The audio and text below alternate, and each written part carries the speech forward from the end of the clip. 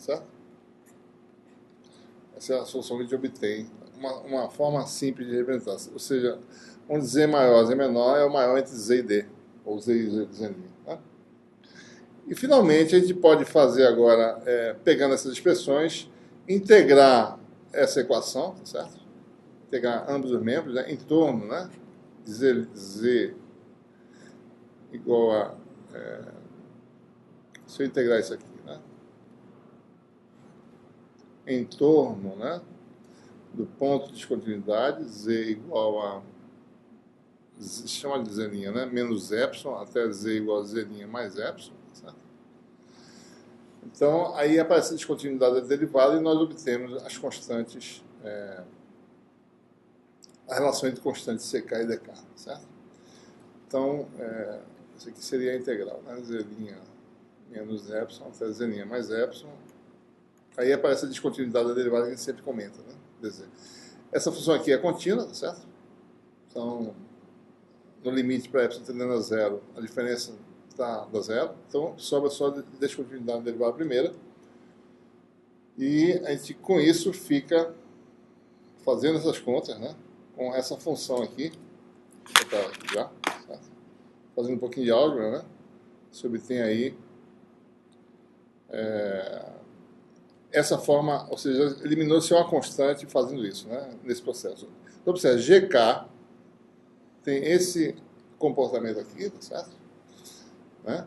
A CK desapareceu porque a gente resolveu na descontinuidade da derivada. Só tem uma constante a ser determinada, DK. Né? E lembrando, então nós temos essa constante e a outra constante a ser determinada é a constante A de K da função φ2. Né? Nós precisamos então de duas equações para essas duas incógnitas. Uma é continuidade do potencial em Z igual a zero e a segunda é continuidade da derivada normal vezes epsilon em Z igual a zero, ou seja, continuidade de D normal. Certo? E com isso a gente resolve para essas constantes. A gente obteria aí, dessa forma, após alguma álgebra, né, essas soluções da página 12, tá certo? Que apesar de serem super φ1, tá certo? Cadê φ2? Está aqui. Só mostrar aqui φ1, olhem só para onde eu estou riscando aqui, tá certo? Dessa solução grande aqui, observem que é, né, Q sobre 4π1 aparece aqui, aparece uma expansão, tá certo? Aparece outro fator aqui, aparece outra expansão. Essa é a solução para φ1.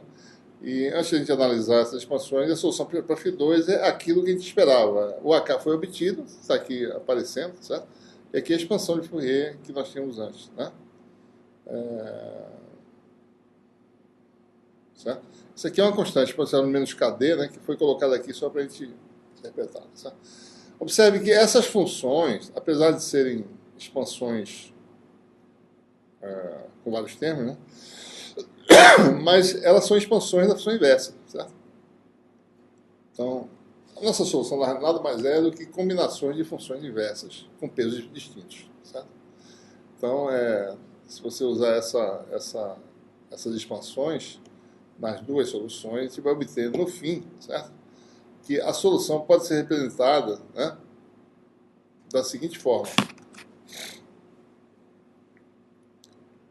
Ou seja, juntando todos os parâmetros, né, e utilizando aquelas expansões de funções inversas, no fundo, a solução é uma solução simples, certo? Lembrando, né, aqui é a região 1 e aqui é a região 2, e a carga discreta está aqui a uma distância d, né, do ponto, certo? Então, φ1 pode ser escrito como sendo Q sobre, que é aquela carga, né? 4π epsilon 1,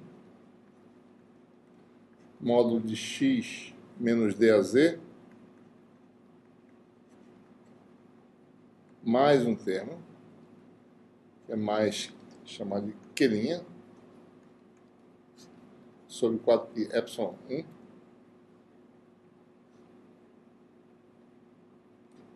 módulo de x mais d a z, certo? A gente já vai dizer o que é Q', né? E a solução φ2, então a solução φ1 não é só... Isso aqui seria o potencial original se não tivesse uma interface dielétrica, né? Certo? Carga sobre 4π epsilon do meio, x menos a posição da carga. Parece aí o efeito, tá certo? Do dielétrico. E a solução φ2 é dada por Q2' sobre 4π epsilon 1 sobre x menos d a z. Certo? Quem são esses Q', Q2', né? Bom, Q' é dado por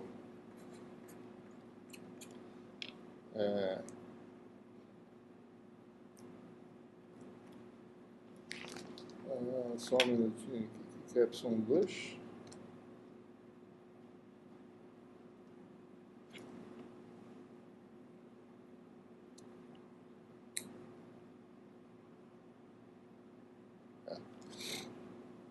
Q' é dado por 1 menos epsilon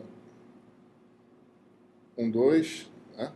Dividido por 1 mais epsilon 2, e Q2' é dada por 2Q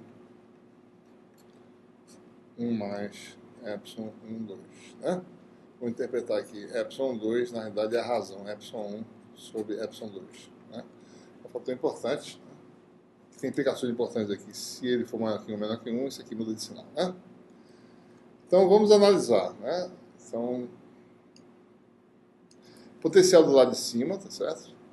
É a soma de dois termos. O potencial de uma carga Q, onde está posicionado originalmente, mais o potencial de uma carga localizada em Z igual a menos D. E essa carga seria uma carga imersa no mesmo meio fictício epsilon 1, de valor Q', dado por essa expressão. Então, na parte de cima, né, aqui da interface, do lado de cá, tudo se passa como se o problema fosse governado por um meio homogêneo, com uma carga Q nessa posição e uma carga, né, Q' na posição Z igual a menos D, no mesmo meio epsilon 1, certo? Então você teria aqui a carga original, mais uma carga imagem, o problema do lado de cima, né? O problema região Z, isso aqui só vale na região Z maior que zero, certo? Você teria aqui uma carga fictícia Q', né? Então tudo se passa como se o campo aqui fosse a soma do campo dessa carga putiforme, mas essa carga putiforme do lado de cima. Na região inferior, tudo se passa, tá certo? Como se você tivesse no meio, aqui está a interface, né? Também epsilon 1, tá? E com uma carga, né, se você olhar para a expressão, né, o potencial embaixo é aquele devido a uma carga Q2' em Z igual a D. Então, para o lado de baixo, na região Z menor que zero, né, ou seja, quem está do lado de baixo sente o efeito de uma carga Q2', né, a uma distância D da interface. No meio, epsilon 1.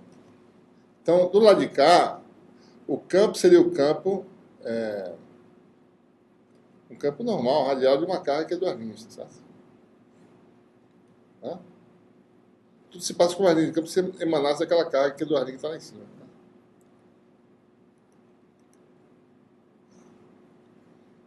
Certo? É como se tivesse uma carga, linha radial de campo, né? Se eu tivesse aqui, por exemplo, se aqui for vácuo, colocar uma cargazinha aqui, ela vai ser repelida nessa direção, certo? A cargazinha que não perturbe as linhas de campo originais. E o que acontece com as linhas de campo do lado de cima, né? Certo? Do lado de cima nós temos uma carga aqui, uma carga Q', e essa aqui, carga Q', deixa eu só mostrar para vocês, tá certo? Q', né? Q' é maior do que zero se epsilon 1, 2, né? Ou seja,